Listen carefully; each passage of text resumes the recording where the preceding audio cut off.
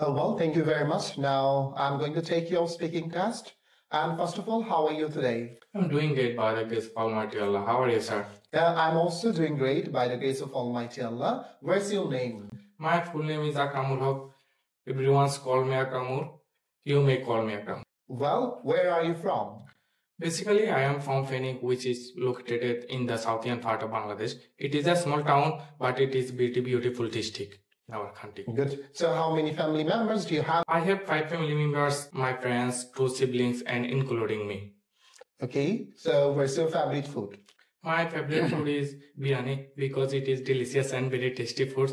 Sometimes I eat biryani outside. Do you like homemade food or restaurant food?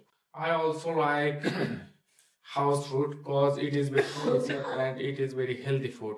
Outside food is not healthy for us. How do you spend your free time?